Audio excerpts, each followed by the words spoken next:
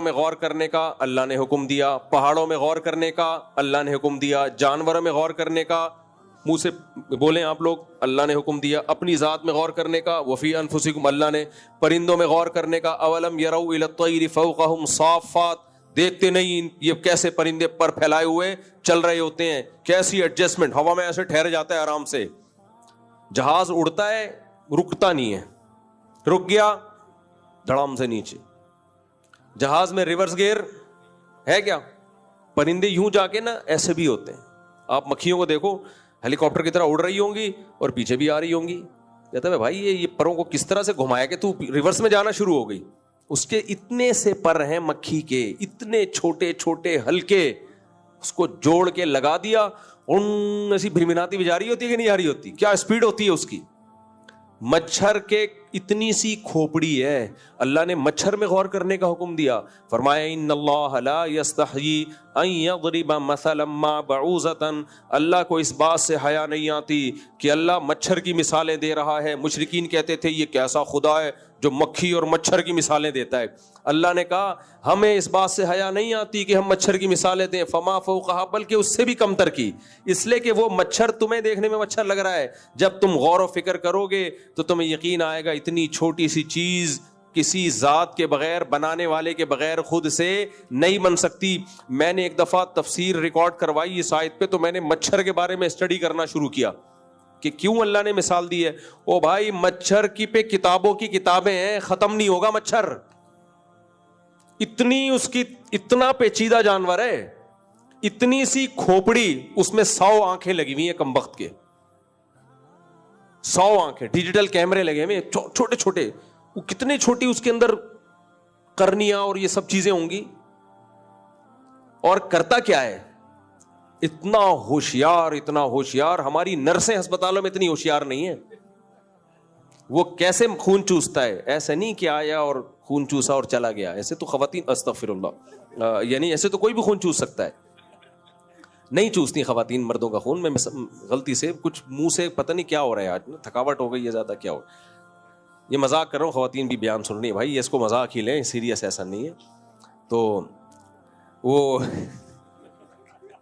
مچھر کیا کرتا ہے دیکھو, مچھر یہ کرتا ہے, اچھا مادہ مچھر خون چوستی ہے, نر نہیں چوستا, یہ حقیقت ہے, یہ حقیقت ہے, نر نہیں چوستا. لیکن اس کی نیت اچھی ہوتی ہے مادہ مچھر کی, کیونکہ اس کو انڈوں کے لیے, مزید مچھر پیدا کرنے کے لیے کیا چاہیے, خون. اس سے بھی پتہ چلتا ہے کہ بھائی جب شادی ہو جائے تو اگر پریگننسی ہے زوجہ کو, تو اس کی خوراک کا آپ کو خیال کرنا پڑے گا. بعض لوگ میرا آدھا بیان سنتے ہیں, آدھا نہیں سنتے. آدھا یہ سنتے ہیں کہ بچے پیدا کرو, یہ نہیں سنتے کہ اس کو کھلاؤ پلاؤ بھی, بیگم کے آرام کا بھی خیال کرو. تو کیونکہ اگر پریگننسی میں عورت کے مسائل ہوں اور فیڈ کرا رہی ہے اور اس کو پراپر خوراک نہ ملے تو بچے کو تو کچھ نہیں ہوتا, ماں کا بیڑا غرق ہو جاتا ہے. ماہرین کہتے ہیں, میڈیکل سائنس کہتی ہے کہ بچہ اپنی گروتھ کر لیتا ہے, وہ ماں کا دماغ چوس لیتا ہے پھر وہ, اور اس کی طاقت چوس لیتا ہے ساری, وہ صحیح صحت مندی پیدا ہوگا. بیڑا کس کا غرق ہوگا, ماں کا بیڑا غرق ہو جائے گا. تو اس لیے آدھا بیان نہیں, پورا سنا کرو. 2 شادیوں والا سن لیا, 2 بیویوں کے میں برابری کرنی, حقوق ادا کرنا ہے, اس دن بیان میں تھے نہیں.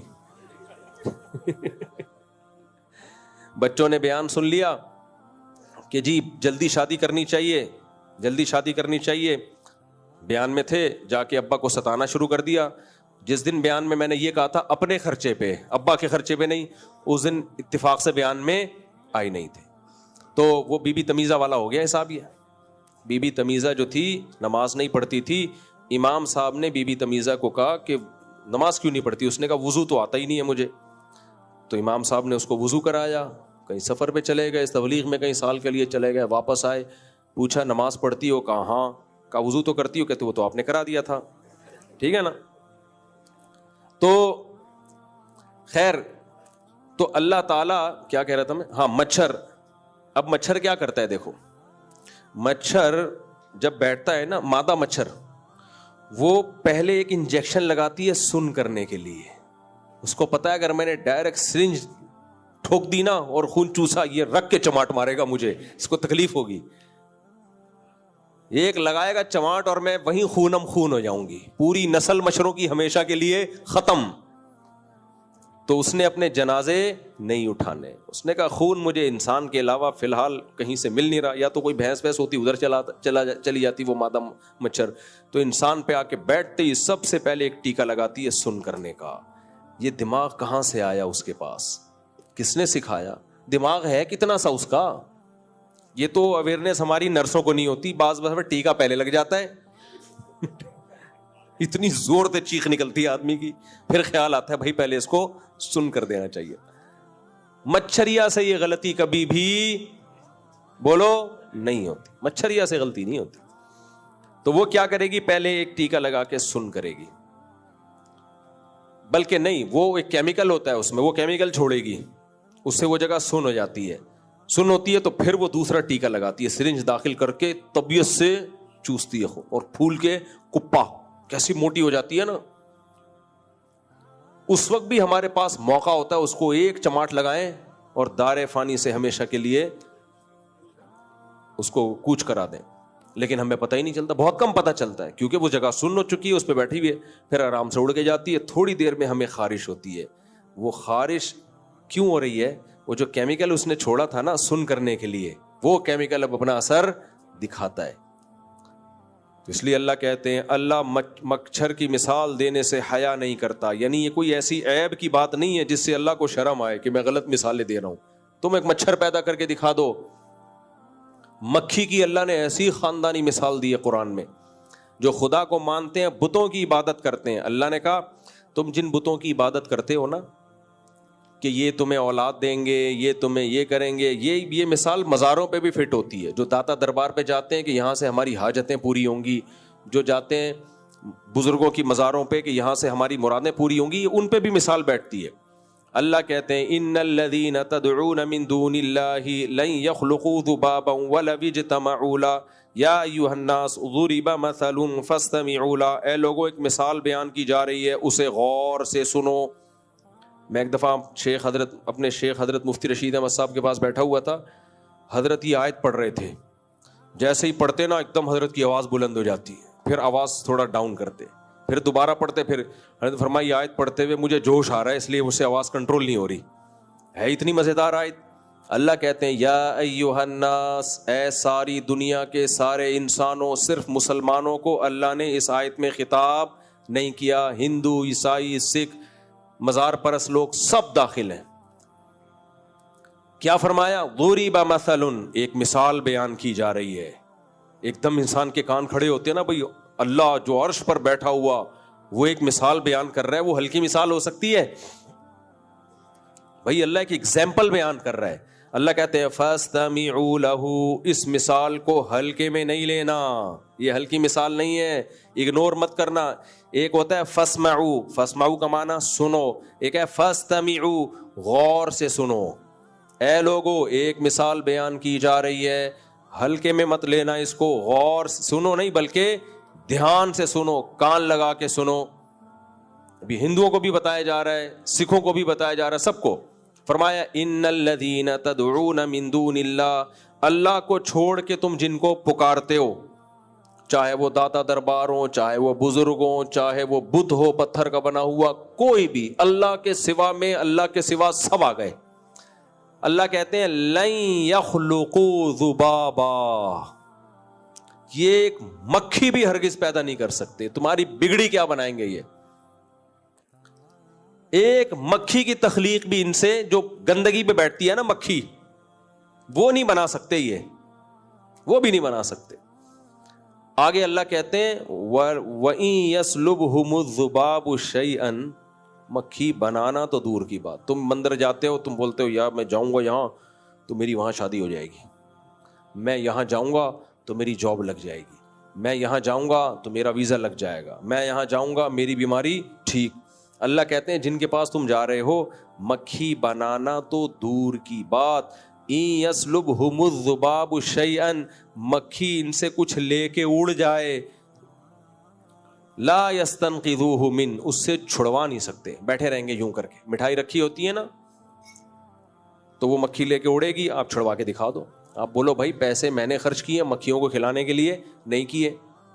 تو اللہ کہتے ہیں اپنے اس معبود سے پوچھو, اس خدا سے پوچھو, پوچھو گے تو جواب نہیں ملے گا. الہم ارجل یمشون بہا, اللہ کہتے ہیں ان کے پاؤں ہیں جن سے یہ جائے گا مکھی پکڑنے کے لیے, ہے چل ہی نہیں سکتا. تو نہ آنکھ دیکھنے کی طاقت, نہ کان میں سننے کی طاقت. خیر, تو اللہ تعالیٰ نے قرآن میں مثالیں دی پہاڑوں کی, قرآن میں مثالیں دی زمین کی, قرآن میں مثالیں دی دریاؤں کی, چشموں کی, کیسے چشمے زمین میں جاری کر دیے. ادھر توجہ رکھیں بھائی. قرآن میں اللہ نے مثالیں دی بارشوں کی, قرآن میں اللہ نے مثالیں دی انسان کی, آنکھ کی, کان کی, دل کی, کتنی مثالیں دی ہیں قرآن میں. تو کافر کا بچہ کیا کرتا ہے؟ کافر کا بچہ لائف کو انجوائے کرتا ہے, ان تمام نعمتوں سے لطف اندوز ہوتا ہے. اللہ نے میاں بیوی کی مثال دی کہ عورت کے لیے ہم نے مرد کو بنایا, مرد کے لیے ہم نے عورت کو بنایا. دونوں کی ایک دوسرے کے بغیر زندگی کیسی پھیکی ہوتی. سوچو آدمی ہوتے دنیا میں, عورت نہ ہوتی تو شادی نہ ہوتی. نہ غفار کو وسیم پسند آتا, نہ وسیم کو جمشید پسند آتا. کوئی جمشید کو پسند آنے والی چیز ہے بھائی؟ میرے اور آپ کے لیے نہیں ہے, عورت کے لیے ہے. ہو سکتا ہے اس کا جمشید پہ دل آ جائے. جمشید بھائی کو بیٹھے ہوں تو پیشگی معذرت. تو اسی طرح عورت کے لیے عورت میں اٹریکشن نہیں ہے. عورت کے لیے عورت میں, اگر سب عورتیں ہی عورتیں ہوتی, ان کی زندگی بھی کیا ہوتی, پھیکی. تو اللہ نے جوڑے پیدا کیے. یہ کس کا احسان ہے؟ تاکہ ہماری زندگی میں ایک لطف والی زندگی ہو, ہماری محبتیں ہوں, پھر اولاد ہو. جعل لکم من انفسکم ازواجا, اللہ کہتے ہیں ہم نے جوڑے پیدا کیے اور پھر ان جوڑوں سے تمہیں اولادیں دیں, پھر اولادوں سے آگے اولادیں دیں. اللہ پوتے نواسوں تک جاتا ہے. بڑھاپے میں پوتے نواسے بھی چاہیے انسان کو. تو کافر کا بچہ ان سب نعمتوں سے فائدہ اٹھاتا ہے اور ان نعمتوں کو خدا کی طرف منسوب بولو نہیں کرتا. تبھی تو کافر کا بچہ ہے. تبھی تو اللہ نے اس کے لیے کیا بنائی ہے, جہنم. کلما القی فیہا فوج سألہم خزنتہا, اللہ کہتے ہیں جب ان کو اٹھا کے ہم جہنم میں پھینکیں گے تو فرشتے کہیں گے الم یاتکم نذیر, کیا تمہیں اس آگ سے ڈرانے والا کوئی نہیں آیا؟ وہ کہیں گے بلا قد جاءنا نذیر, آئے بھائی, پیغمبروں کی تعلیمات پہنچی, علماء کے ذریعے, کتابوں کے ذریعے پیغمبروں کی دعوت پہنچی. فکذبنا وقلنا ما نزل اللہ من شیء, ہم نے کہا اللہ نے آسمان سے کچھ بھی نازل نہیں کیا. اللہ نے اپنے بندوں کو ہدایت کے لیے کچھ بھی نہیں, سب جائز ہے, کوئی کچھ حرام حلال کچھ نہیں ہوتا. یہ مولویوں کی باتیں, یہ کاروبار جائز ہے, یہ کاروبار ناجائز ہے, یہ لیگل ہے, گرل فرینڈ انلیگل ہے, شادی سنت ہے, یہ سب مولاناؤں کی باتیں ہیں. بھائی لائف آپ کا پرسنل مسئلہ ہے, آپ شادی کرنا چاہو, گرل فرینڈ رکھنا چاہو, آپ شراب پینا چاہو یا آپ کولڈ ڈرنک پینا چاہو یا دودھ کی بوتل پینا چاہو یا دودھ پتی پینا چاہو یا گٹکا کھانا چاہو, ہاں گورنمنٹ اگر پابندی لگا دے تو پھر ٹھیک ہے. جب تک گورنمنٹ پابندی نہ لگائے تو خدا کی گورنمنٹ کوئی گورنمنٹ ہے ہی نہیں, خدا کا کوئی اصول اور ضابطہ ہے ہی نہیں. تو مسلمان کیا ہے بھائی؟ اللہ کہتے ہیں دو طرح کے لوگ ہوتے ہیں, ایک ناشکرے اور ایک شکر گزار. شکر گزار کیا کرتے ہیں؟ شکر گزار ہر نعمت پہ اللہ کو یاد رکھتے ہیں. ہر نعمت پہ کس کو؟ اللہ کو. نعمت شروع کہاں سے ہوتی ہے؟ بچہ پیدا ہوتا ہے تو اس کو زندگی ملی, تو اب وہ تو چھوٹا ہوتا ہے نا, وہ کیا ہوتا ہے؟ چھوٹا. تو اللہ نے اس کے ماں باپ کو کہا شکرانے میں عقیقہ. انگریز کرتا ہے عقیقہ, فرض نہیں ہے, کسی کے پاس گنجائش نہیں ہے تو کچھ بھی تھوڑا بہت صدقہ خیرات کر دے. اس کے کان میں اذان, یہیں سے ہم کس کے حکام کو فالو کرنا شروع کرتے ہیں؟ اللہ. پھر جب بولنا شروع کرتا ہے اللہ کہتا ہے سب سے پہلے اس کو کون سکھاؤ؟ اللہ. سب سے پہلے بچے کو ہم نے کیا سکھانا ہے؟ لا الہ الا اللہ, اللہ کے سوا کوئی عبادت کے لائق نہیں, اور محمد صلی اللہ علیہ وسلم اللہ کے نبی. ہمارا مذہب کیا ہے؟ یہ بچے کو سکھانا ہے اسلام. ہمارے حضرت مفتی رشید احمد صاحب فرماتے تھے, ہم بچپن میں چھوٹے تھے نا, ایک کتاب پڑھتے تھے پنجابی میں, ہمارے حضرت پنجابی اسپیکنگ تھے, تو کہتے ہیں ایسی اچھی کتاب تھی, اب تک یاد ہے, بچوں کو تعلیم دی جاتی تھی سوال جواب کی شکل میں نا, کہ ہمارا رب کون ہے؟ اللہ. اس کائنات کو کس نے بنایا؟ جواب میں اللہ نے بنایا. ایسے سوال جواب سے جب بچے کو چیزیں یاد کرائی جاتی ہیں بہت اچھی طرح یاد ہو جاتی ہیں. تو کہا اس میں پنجابی میں ایک سوال تھا, جے کوئی پوچھے توڑا ایمان کھلوتا ہے کہ بیٹھا؟ بیٹھے کو بیٹھا ہی بولتے ہیں نا. توڑا ایمان کھلوتا ہے کہ بیٹھا. تو جواب کیا ہے؟ بیٹھا. کیوں؟ کھلوتا ہوگا تو کہیں ٹر نہ بن جائے. صحیح ہے. اگر کھڑا ہوا ہوگا نا ایمان، بیٹھا ہوا آدمی کے لیے کہیں جانا مشکل ہوتا ہے. پہلے وہ اٹھے گا پھر چلے گا نا. جو چلا ہوا آدمی 2 منٹ میں غائب. جو کھڑا ہوا آدمی ہے پہلے سے 2 منٹ میں مارکیٹ سے، تبھی تو کہتے ہیں ابھی تو یہیں کھڑے تھے کہاں گئے.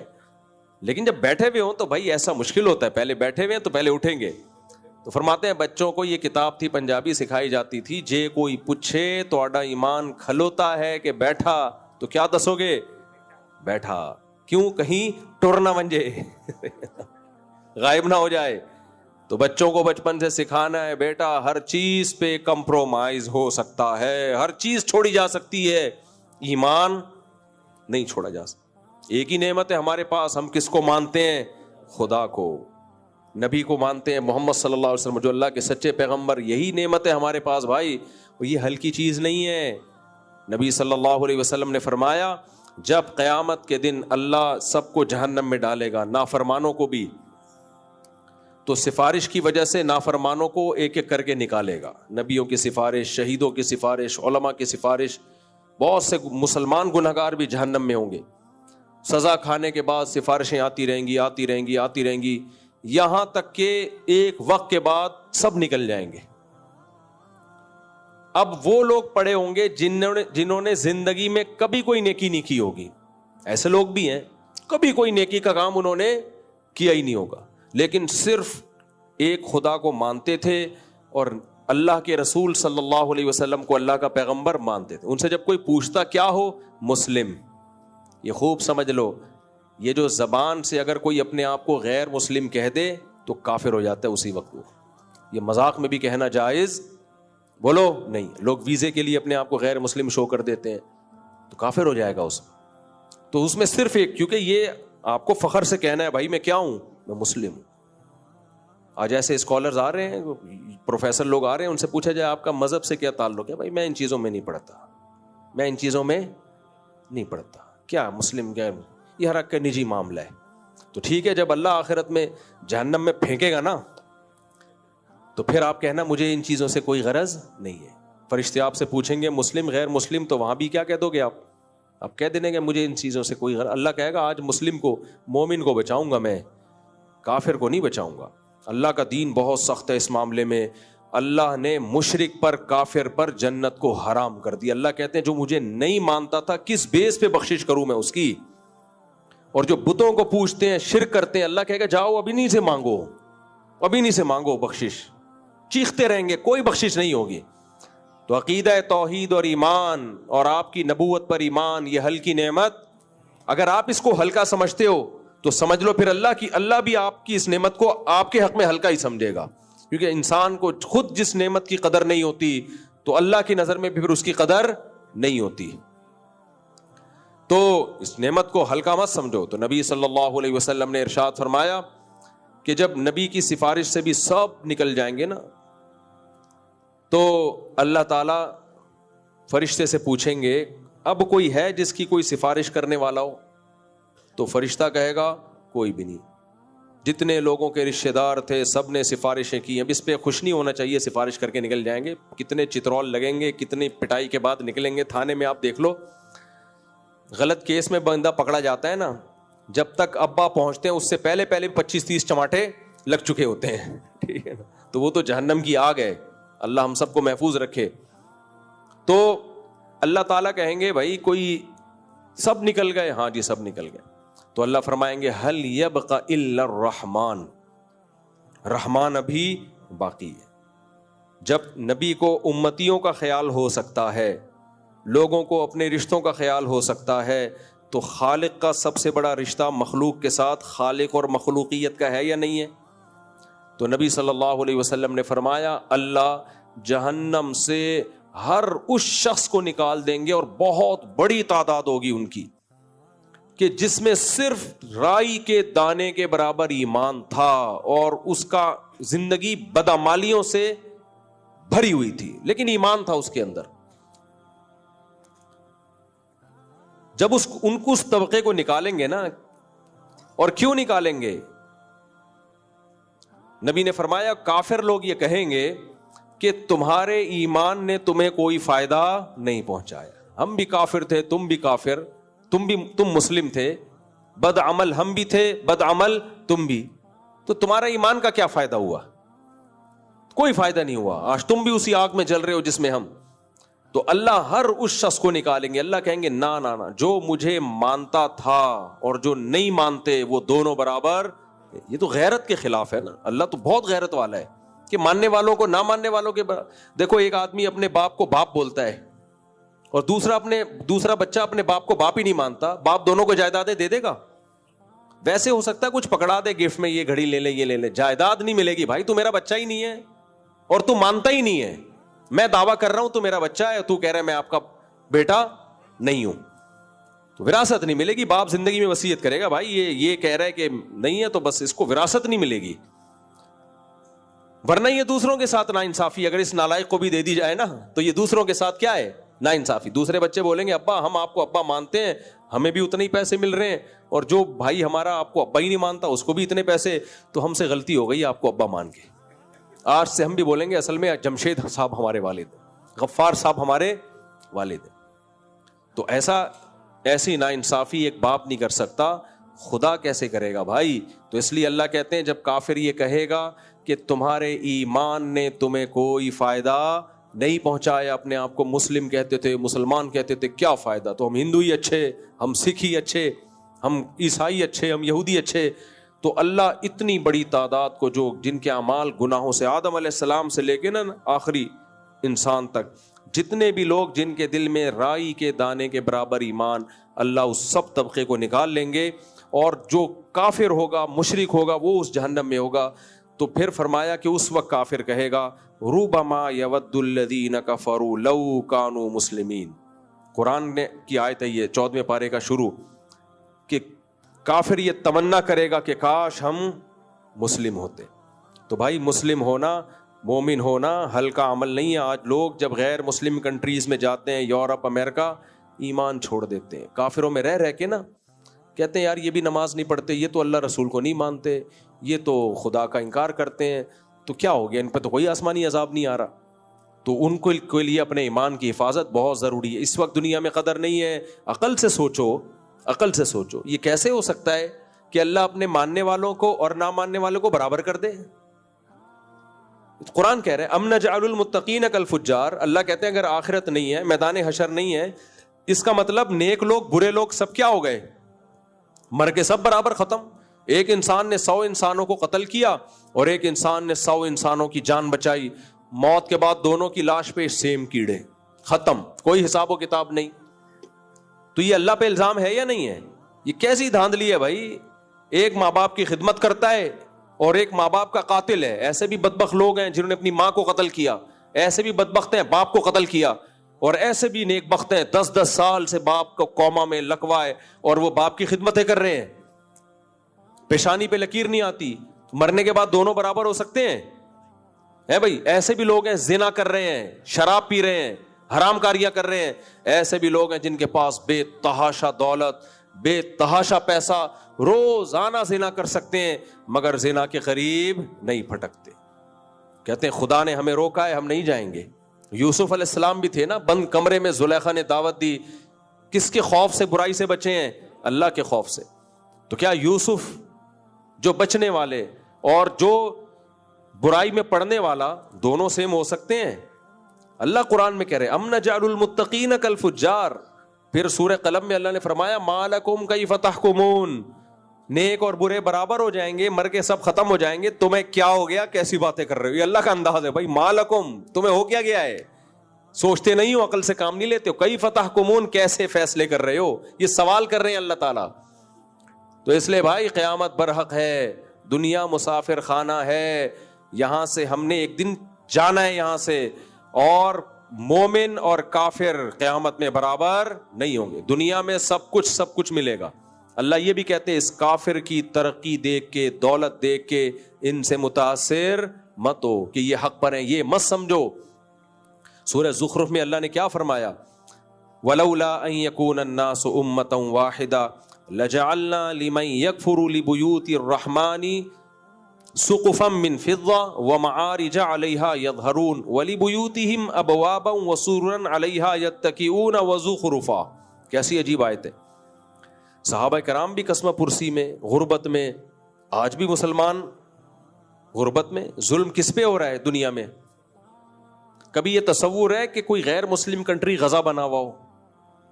کوئی تصور ہے اس زمانے میں؟ پوری دنیا کھڑی ہو جائے گی. مسلمان پستا ہے، پوری دنیا تماشا دیکھتی ہے.